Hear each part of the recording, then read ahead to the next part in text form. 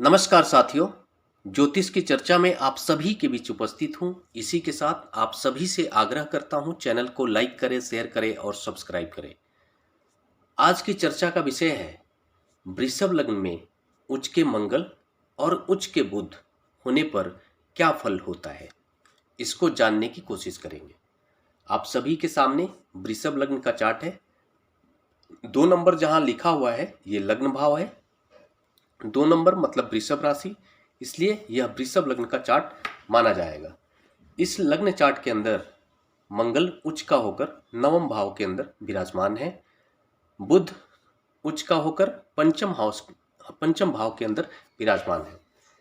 इस लग्न चार्ट के अंदर जो मंगल है वो द्वादश भाव के स्वामी ग्रह बन रहे हैं, साथ में सप्तम हाउस के स्वामी ग्रह बन के नवम भाव के अंदर विराजमान है। एक एक करके दोनों परिस्थितियों को समझने का कोशिश करेंगे। मंगल की अगर बात की जाए तो मंगल किसी भी जातक की कुंडली के अंदर अगर उच्च का होकर बैठे हैं तो यह माना जाएगा कि वो जातक जिद्दी होगा, वो जातक जुझारू स्वभाव का होगा, वो जातक एनर्जेटिक होगा। ये एक सामान्य फल देखने को मिलेगा। बुध अगर उच्च का होकर किसी भी जातक की कुंडली के अंदर बैठे हों तो ऐसे कंडीशन में जातक बुद्धिमान होता है। ये एक सामान्य फल है। बाकी सारी परिस्थितियां इस पर निर्भर करती है कि जातक का जो लग्न चार्ट है किस लग्न का चार्ट है, बाकी सारे ग्रहों की स्थिति क्या है। अब इस लग्न चार्ट के अंदर मंगल नवम भाव के अंदर जाकर बैठे हुए, नवम भाव भाग्य का घर है और इस लग्न चार्ट के अंदर द्वादश भाव के स्वामी ग्रह मंगल बन रहे हैं।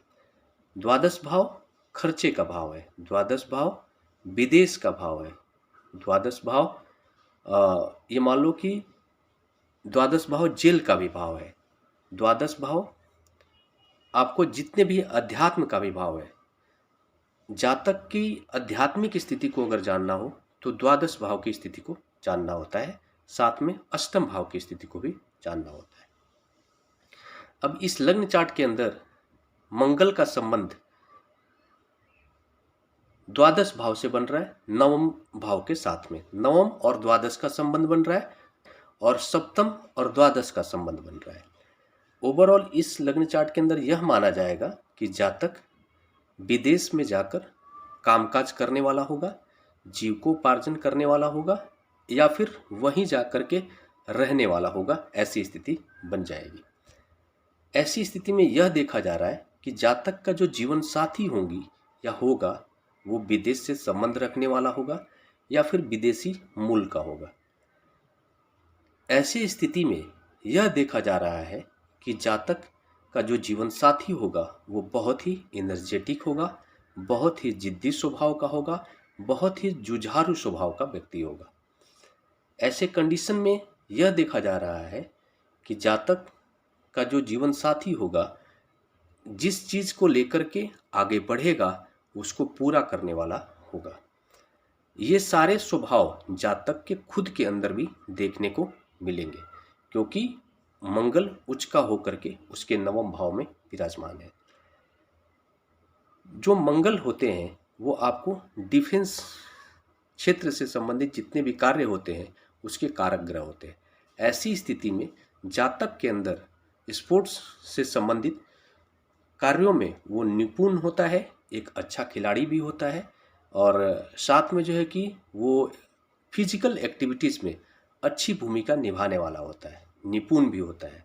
लेकिन चूंकि इस लग्न चार्ट के अंदर बुध उच्च का होकर पंचम हाउस में बैठे हुए हैं तो यह माना जाएगा कि पंचम हाउस जो होता है वो जातक के संतान का होता है, शिक्षा का होता है। ऐसी कंडीशन में जातक की जो शिक्षा होगी ऊंचे स्तर की होगी। बुध कैलकुलेशन के कारक है, ऐसा जातक मैथमेटिक्स में बहुत ही निपुण होगा और ऐसा जातक खासकर सीए हो सकता है, किसी भी ऐसे क्षेत्र में जहां पर गणना की ज़रूरत है, जैसे बैंकिंग क्षेत्रों में भी ऐसा जातक मिल सकता है। ऐसा जातक व्यापार के भी क्षेत्र में अपनी भूमिका रखने वाला होता है। ऐसी स्थिति में यह माना जाएगा कि मंगल से प्रभावित होकर के वो निपुण तो होगा फिजिकल एक्टिविटीज़ में, या फिर डिफेंस के क्षेत्र के प्रति उसका आकर्षण तो होगा, लेकिन कहीं ना कहीं वो फायदे और नुकसान के कैलकुलेशन में आकर वो रुक जाएगा। हो सकता है कि अगर वो चला भी जाए मंगल के प्रभाव में आकर, तो कहीं ना कहीं उसके मन में एक मलाल होगा कि शायद जितनी मैं एनर्जी का इस्तेमाल कर रहा हूँ उतना मुझे लाभ नहीं हो रहा है। ये कैलकुलेशन उसके दिमाग में चलेंगे।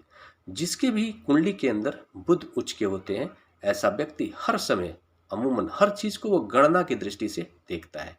जैसे अगर किसी भी छोटे मोटे स्टॉल पे भी अगर चला जाएगा, चाय के स्टॉल पर, तो वो वहाँ पर जाकर चाय पिएगा भी, साथ में ये कैलकुलेट करने लगेगा अपने मन के अंदर कि ये पूरे दिन में कितना चाय पी लेता है, चाय बेच लेता होगा। 1000 कप मतलब 10,000 का इसका डेली का ट्रांजेक्शन हो गया। अगर हर चाय के अंदर वो 3 रुपये भी कमाता है तो 3000 का है उसका प्रॉफिट। मतलब इस तरह के उसके कैलकुलेटिव माइंड होते हैं। वो किसी भी चीज़ को गणनात्मक रूप से समझने की कोशिश करता है, ये परिस्थिति बनती है। इसके प्रभाव यह होंगे, चूंकि मंगल यहाँ पर उच्च के हो रहे हैं और सप्तम हाउस के स्वामी ग्रह है, तो ऐसे जातक की जो जीवन साथी होंगी वो बढ़ चढ़ करके खर्चे में बिलीव करने वाली होंगी, वो खर्च करने वाली होंगी। और ऐसी स्थिति में यह माना जाता है कि जातक की जो इसमें आपको एक चीज़ और देखनी पड़ेगी कि इसमें जो है मंगल की दृष्टि भी देखनी पड़ेगी। अब जैसे मंगल की जो है कि आपको 3 दृष्टियां हैं, तो चौथी दृष्टि से मंगल द्वादश भाव के ऊपर देख रहे हैं। तो जो जातक के अंदर जातक के जो जीवन साथी के अंदर या फिर इवन जातक के अंदर भी, मतलब जीवन साथी उसका मेल और फीमेल पार्टनर दोनों ही बढ़ चढ़कर खर्च में बिलीव करने वाले होंगे। ऐसी स्थिति बन जाएगी क्योंकि उसके खुद के लग्न चार्ट के अंदर द्वादश भाव के ऊपर मंगल की दृष्टि पड़ रही है और द्वादश भाव खर्चे का भाव है, तो वो खुद भी खर्चीले स्वभाव का होगा। और सप्तम हाउस के स्वामी ग्रह बन करके, सप्तम हाउस के स्वामी ग्रह भी मंगल ही है और मंगल ही जो है कि द्वादश भाव के भी स्वामी ग्रह है। तो इसका परिणाम यह होगा कि जो जीवन साथी होंगी वो भी खर्चीले स्वभाव की होंगी। इस मामले में थोड़ा सा उनको कैलकुलेशन करके और खर्चे करने चाहिए अपने जीवन में। इसके अलावा जो मंगल की 7वीं दृष्टि है वो आपको तीसरे घर के ऊपर पड़ रही है।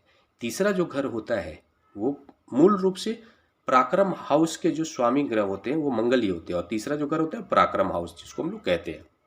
इससे हमें ये पता चलता है कि जातक कितना पराक्रमी हो।